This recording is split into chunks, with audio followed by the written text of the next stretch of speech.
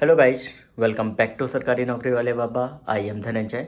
जितने भी हमारे स्टूडेंट्स जिनका यूडीसी का 19 ऑफ मार्च को एग्ज़ाम है, तो आज मैं आपको कुछ इंपॉर्टेंट चीज़ें मैं बताऊंगा जो आपको इन 7 दिनों में आपको करनी है, क्योंकि आपके पास सिर्फ अभी 7 दिन का टाइम है। ठीक है, इसके बाद आपका नेक्स्ट डे आपका स्टेनो का भी एग्ज़ाम लगा हुआ है। जिन्होंने दोनों का भरा है वो भी कहीं ना कहीं क्वांट छोड़ के इन स्ट्रेटेजी को बाकी 3 सब्जेक्ट में फॉलो करें। ठीक है, सबसे पहली चीज़ मैं आपको बता दूँ कि आपका टोटल 4 सब्जेक्ट हैं और इन 4 सब्जेक्ट में अब आपको कुछ भी नया नहीं पढ़ना है, क्योंकि बहुत से ऐसे स्टूडेंट होते हैं जो इन 7 दिन में बहुत नया करने की कोशिश करते हैं। ऐसा कुछ भी नहीं करना है। अभी तक आपने जितना पढ़ा है, जो जो चीज़ें पढ़ी हैं, उन सभी को एक एक करके आपको रिवाइज करना है और आपको किस तरीके से करना है वो भी आज मैं इस वीडियो में बताऊंगा। सो ध्यान से 1.5 स्पीड में करके आप देख सकते हैं, इससे आपका टाइम भी बचेगा। ठीक है, तो सबसे पहले अगर हम बात करें तो पहली चीज़ आप ध्यान रखिए कि मॉक टेस्ट पे आप इन 7 दिनों में बहुत ज़्यादा फोकस करना है। दिन में कम से कम आप 2 मॉक लगाइए। अब 2 मॉक किस तरीके से आपको लगाने हैं, एक आप मॉक लगाइए सुबह 11 बजे और दूसरा आप लगा सकते हैं शाम के वही 5 या 6 बजे के आसपास। क्योंकि होता क्या है कि जब आप मॉक लगाते हैं और उसके बाद आपके पास टाइम होना चाहिए उसी दिन में एनालाइज करने का। अब अगर आप 11 बजे मॉक लगा रहे हो, 12 बजे खत्म होगा, कम से कम 1-2 बजे तक आप उसको एनालाइज कर सकते हो। ठीक है, तो इस समय आपको अपनी गलतियों पर फोकस करना है कि आपने कौन कौन सी गलती करी है, किस टॉपिक में आपको ज़्यादा टाइम लग रहा है, उसी को इन 7 दिनों में इम्प्रूव करना है। बाकी आपको रिवीजन किस तरीके से करना है वो अभी मैं बता रहा हूँ आपको। सबसे पहले अगर हम बात करें जीए की, ठीक है, तो जैसा अभी आईसीएआर और एनवीएस का एग्जाम हुआ था तो उसमें देखा कि कई कई जगह फिल इन द ब्लैंक्स वाले क्वेश्चन आए थे, क्योंकि काफ़ी थोड़ा सा इन्होंने पैटर्न जो है वो अलग कर दिया है। ठीक है, तो मे भी हो सकता है कि यूडीसी में भी आपका जीए में थोड़ा सा अलग हो। तो आप एक चीज़ ध्यान रखिए कि सबसे पहली चीज़ मैं आपको बार बार कह रहा हूँ कि फरवरी में जो बजट आया था, किस तरीके से एलोकेशन हुआ था, क्या क्या मेन पॉइंट्स थे, वो एक बार अच्छे से आप पढ़ लीजिए, क्योंकि उनसे मैं लिख के दे रहा हूँ कि उनसे लगभग 1 से 2 क्वेश्चन आपके पक्का आएंगे। क्योंकि हाँ, जीए में अगर हम बात कर ले तो लगभग 50 से 55% करंट अफेयर का आता है, उसके बाद स्टैटिक जीके, उसके बाद बैंकिंग इंश्योरेंस वगैरह से आपके क्वेश्चंस आते हैं। ठीक है, तो अगर आपने जनरल अवेयरनेस में अगर लास्ट 6 मंथ्स का कवर किया, लास्ट 6 मंथ कौन कौन से आपका लगभग अगस्त से लेकर जुलाई अगस्त से लेकर इधर आपका जनवरी फरवरी तक। ठीक है, फरवरी में सिर्फ आपको बजट देखना है, बाकी और कुछ भी नहीं देखना है। बाकी जनवरी तक आपको एक बार रिवाइज कर जाइए एक सीक्वेंस में, फिर रिवर्स में एक बार जनवरी दिसंबर नवंबर इस तरीके से आप रिवाइज कर जाइए। ठीक है, उससे क्या होगा कि कहीं ना कहीं आपके दिमाग में एक बार सीक्वेंस वाइज जाओगे, फिर रिवर्स जाओगे तो आपको पूरी तरीके से प्रिपेयर हो जाएंगे सारे क्वेश्चन। मैंने आपको बताया था कि अफेयर क्लाउड से आपको पढ़ी हुई है। ठीक है, तो उनसे भी एक बार जाके आप पढ़ सकते हो, लिंक मैं आपको डिस्क्रिप्शन में दे दूंगा।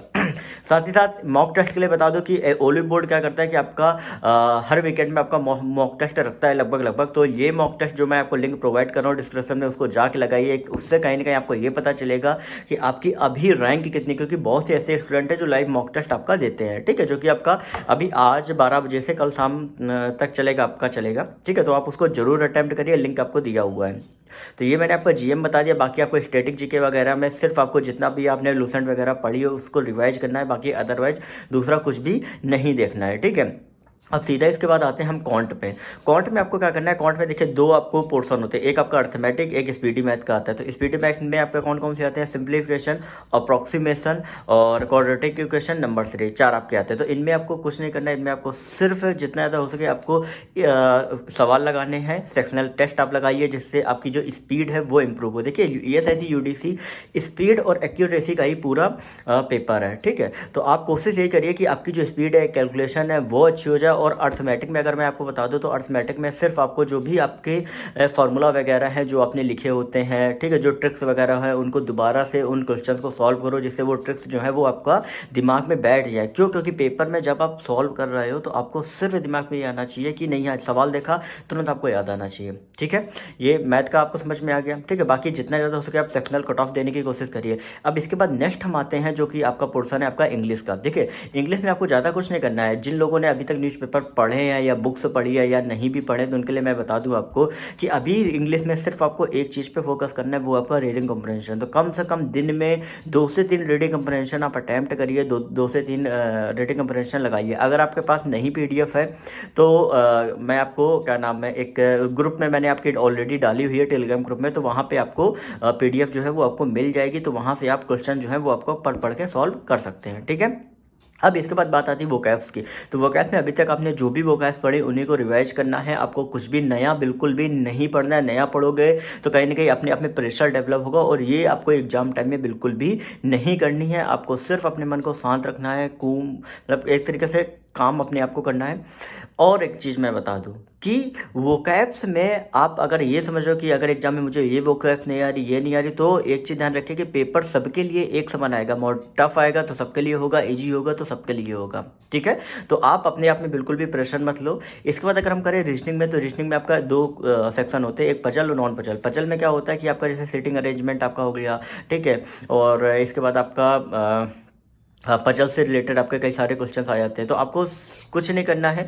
जो नॉन पजल वाला सेक्शन है उनमें आपको कोशिश करनी है कि ज़्यादा से ज़्यादा आप मॉक टेस्ट लगाइए, सेक्शनल वाले लगाइए, ठीक है। और कुछ ऐसे चैप्टर्स जो होते हैं जो आप एक्सरसाइज उनकी सॉल्व करिए, जिनसे जिनसे आपकी स्पीड जो होगी वो आपकी बढ़ेगी। और डेली कम से कम दिन में एक पजल का, एक सीटिंग अरेंजमेंट का आपको क्वेश्चन आपको करना है, और कहीं ना कहीं आपको टाइम लगा करना है, क्योंकि अगर आप स्टॉप वॉच लगाते हो तो कहीं ना कहीं आपको ये पता चलेगा कि आप कितने मिनट में कर रहे हो। और नेक्स्ट डे फिर क्या करना है कि उसी चीज़ का एक बार चेक करना है कि कल मैंने कितने टाइम में किया था और आज मैं कितने टाइम में कर रहा हूँ। सिर्फ इन्हीं चीज़ों पे आपको फोकस करना है, बाकी अदरवाइज कुछ भी आप मत सोचिए। आपने अभी तक जितना पढ़ा है वो सफिशियंट है, और आप एग्जाम में बेहतर करेंगे ही करेंगे। ये अगर आप कॉन्फिडेंस लेके जाओगे तभी आप पेपर को बेहतर कर पाओगे, क्योंकि बहुत से ऐसे लोग होते हैं जो क्या होते हैं, एक ही पहला दूसरा सवाल देखा नहीं आ रहा है तो वो अपने आप में डिमोरलाइज हो जाते हैं और सोचते हैं कि यार नेक्स्ट अटैम्प्ट नहीं दूंगा। जब भी मैं अपनी बात बताऊँ, 2016 में मैंने जब एक IBPS का RRB क्लर्क का मैंने एग्जाम दिया था, ठीक है। उस टाइम पे हुआ क्या, मैं जब कर रहा था तो मैं बार बार टाइम देख रहा था और मुझे लग रहा पेपर हो नहीं पा रहा है। और फिर इसके बाद जब मैंने छोड़, मतलब इवन मैंने पेपर में ही ये मान लिया नहीं अब नेक्स्ट वाला देखेंगे, ठीक है। तो ऐसा कुछ भी नहीं करना है, क्योंकि कारण क्या है कि जब आप नेक्स्ट वाला सोचते हो तो आप ऑलरेडी पेपर को खराब कर चुके होते हो। और जब कट ऑफ आती, कट ऑफ मैंने जब देखी तो 1-2 नंबर मैं पीछे था कट ऑफ से, और वो इस वजह से हुआ क्योंकि मैंने पेपर में प्रेशर लिया। तो ऐसा कुछ भी नहीं करना। मैं बार बार सिर्फ ये बात कह रहा हूँ प्रेशर की, क्योंकि मैंने ऑलरेडी ये चीज़ फील करी है। क्योंकि जब आप पेपर देते हो तो कहीं ना कहीं एक फाइनेंशियल, मतलब दिमाग में बहुत सारी ऐसी चीज़ें आती कि नहीं हुआ तो क्या होगा, ये है वो है, एज इतनी हो रही, ये हो रहा वो हो रहा, कुछ भी आप मत सोचिए। आप सिर्फ अभी आपको क्या काम है, आपको सिर्फ पेपर देना है, वो भी अच्छे तरीके से बेहतर देना है, ठीक है। और कोशिश करिए ज़्यादा से ज़्यादा इस समय मॉक टेस्ट को एनालाइज करने की। मॉक टेस्ट लगा सब रहा है लेकिन उसको एनालाइज कोई भी नहीं कर रहा है, ठीक है। बाकी अगर इसके अलावा कुछ भी आपको डाउट है, कुछ भी आपको हेल्प चाहिए, आप कमेंट सेक्शन में लिख के पूछिए। टेलीग्राम ग्रुप ज्वाइन करिए, वहाँ पे आपको सारी हेल्प आपको मिलेगी। ESIC की मैंने एक प्लेलिस्ट भी बना रखी है राइट साइड में आई बटन में, वो आप प्लेलिस्ट देखिए, उससे भी आपको कहीं ना कहीं हेल्प जो है वो आपको मिलेगी, ठीक है। एक्चुअली क्या आज मार्च में क्या रहता है कि गवर्नमेंट वालों के लिए थोड़ा ज़्यादा वो रहता है, क्योंकि फाइनेंशियल ईयर एंडिंग रहता है, तो सैटरडे वगैरह में भी ऑफिस आना पड़ता है, ठीक है। तो all the best for your exams. अभी 7 दिन है, आराम से प्रिपरेशन करिए, कोई प्रॉब्लम, कोई टेंशन लेने वाली बात नहीं आपको, ठीक है। आप जितने जितना पढ़ा है वो सफिशियंट है और आप एग्ज़ाम को निकाल सकते हैं, ये बस मन में रखिए, ओके।